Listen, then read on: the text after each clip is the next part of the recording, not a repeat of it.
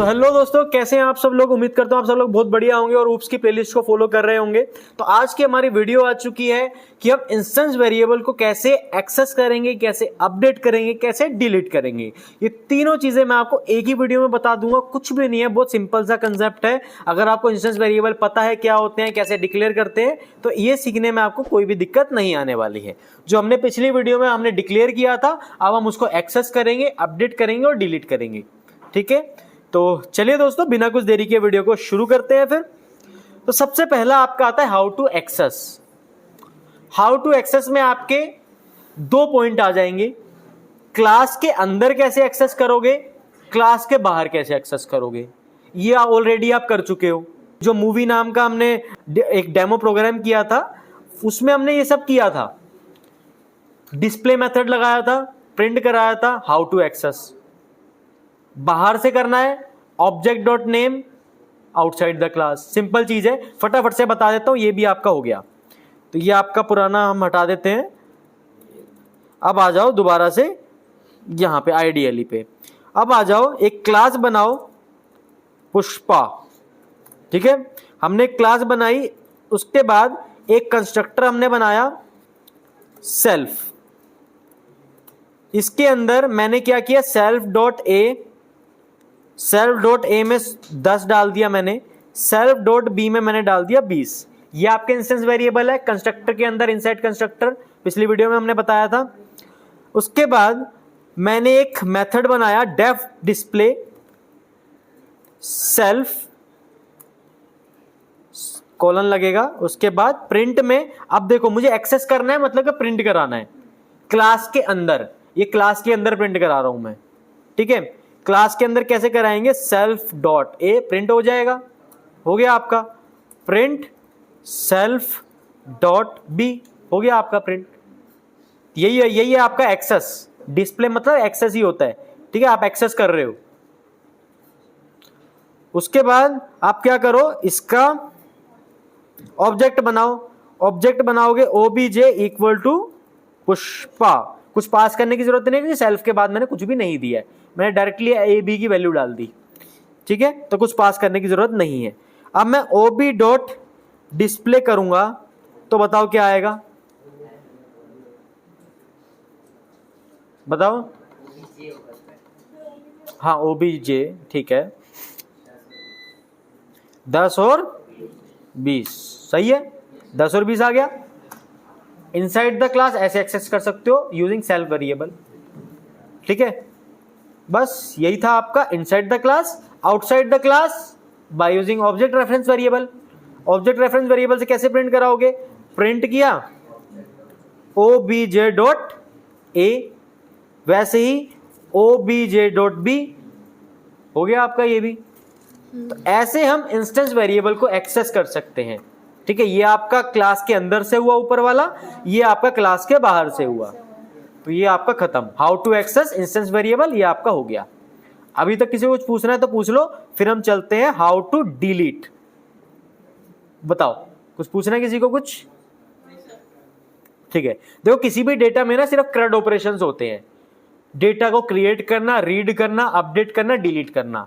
आपको ये चीजें आनी चाहिए, चाहे कुछ भी आप सीख रहे हो, चाहे डेटा स्ट्रक्चर सीख रहे हो, चाहे लिस्ट सीख रहे हो, चाहे टपल सीख रहे हो, आपको उसको रीड, अपडेट, डिलीट करना आना चाहिए।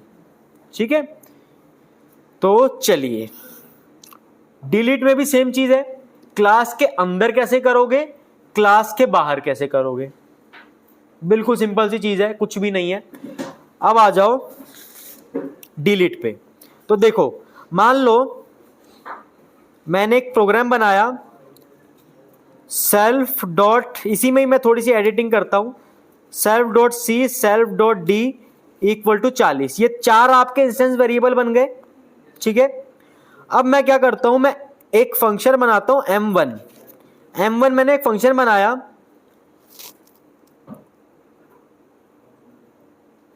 M1 मेथड के अंदर मेरे को कोई इंस्टेंस वेरिएबल को डिलीट करना है। बहुत सिंपल सी चीज है, DEL। मैं मान लो मेरे को डी को या सी को डिलीट करना है, तो सेल्फ डॉट सी डिलीट हो जाएगा। अच्छा, अब बताओ कि अगर मैं प्रिंट कराऊं obj dot underscore underscore dict underscore underscore. अब बताओ डिक्शनरी में कितने वेरिएबल आएंगे?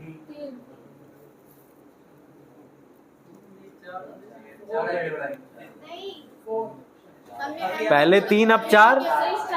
सर 4 आएंगे ना, ऊपर तो डिक्लेयर 4 ही है। 4 क्यों आएंगे? सर M1 को तो डिक्लेयर ही नहीं करा है अभी, पहले ही है वो, M1 को हमने डिक्लेयर ही नहीं किया है। M1 कॉल नहीं किया? हाँ, वही कॉल नहीं किया है। हाँ, हमने देखो हमने सी को डिलीट कर दिया यहाँ पे, ठीक है, बट सी अभी भी आ रहा है। हाँ, क्योंकि उसको क्यों आ रहा है? क्योंकि मैंने उसको M1 जो मेरा मेथड है मैंने उसको कॉल ही नहीं किया। कॉल करेंगे देन वो obj.m1 को जब मैं कॉल करूंगा तब जाके वो एग्जीक्यूट होगा। हाँ, अब 3 आएंगे। अब आप देखोगे तो अब आपके 3 आने A, B वाले और हैं। D। सी आपका डिलीट हो गया। बस अब आ जाओ आउटसाइड द क्लास। क्लास के बाहर से कैसे डिलीट करोगे? सिंपल है, मैंने क्या किया, एक तो देखो ये हो गया obj डॉट, ऐसे नहीं करेंगे, del लिखो, सिंपल del लिखो, obj डॉट ए, obj में जो a इंस्टेंस वेरिएबल है उसको हटा दो, हो गया। M1 कॉल हुआ, C हट गया, और ऑब्जेक्ट रेफरेंस वेरिएबल से हमने a को हटा दिया कि अब कौन कौन से आएंगे? B और D। हो गया आपका, क्लास के अंदर भी हो गया, क्लास के बाहर भी हो गया। तो चलिए अब आ जाते हैं इंस्टेंस वेरिएबल को कैसे अपडेट करेंगे, ठीक है। तो अब मैं डेटा को थोड़ा सा कम कर लेता हूं, ठीक है, इसको भी हटा देता हूं। मेरे सिंपल से 2 इंस्टेंस वेरिएबल है, ठीक है, ए और बी। चेक करने के लिए मैंने डिक्ट को प्रिंट करा लिया, ठीक है, ए और बी मेरे इंस्टेंस वेरिएबल है। अब मेरे को क्या करना है, मेरे को इसकी वैल्यू को अपडेट करना है। मैं चाहता हूं ऑब्जेक्ट डॉट ए में कुछ और आ जाए, ऑब्जेक्ट डॉट बी में मेरा कुछ और आ जाए। तो सिंपल तरीका है बिल्कुल, obj dot a equal to 777, obj dot b equal to 888। अब देखो कि अब मैं डिक्ट को प्रिंट कराऊंगा तो अब दोनों ए और बी की क्या वैल्यू आने वाली है?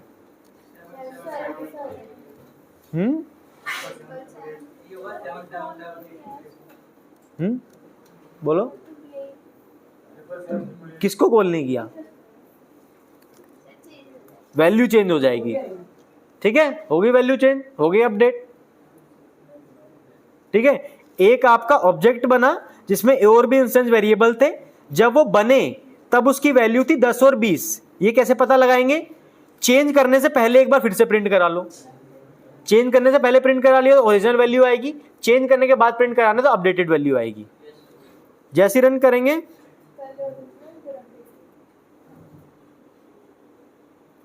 जैसे रन करेंगे हम, देखो चेंज करने से पहले 10 और 20, चेंज करने के बाद 777 और 888।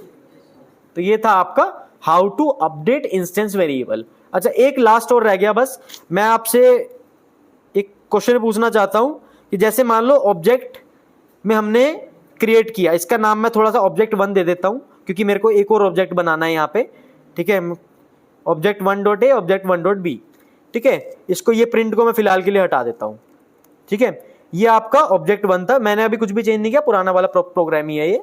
अब मैं क्या करता हूं, मैं एक और ऑब्जेक्ट बनाता हूं, obj2 इक्वल टू पुष्पा।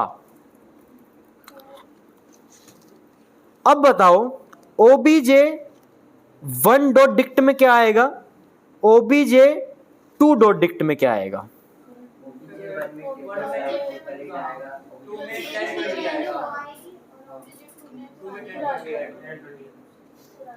हाँ करेक्ट, obj1 में तो अपडेट हो जाएगा लेकिन obj2 में नहीं होगा, ठीक है, क्योंकि दोनों सेपरेट एंटिटी हैं।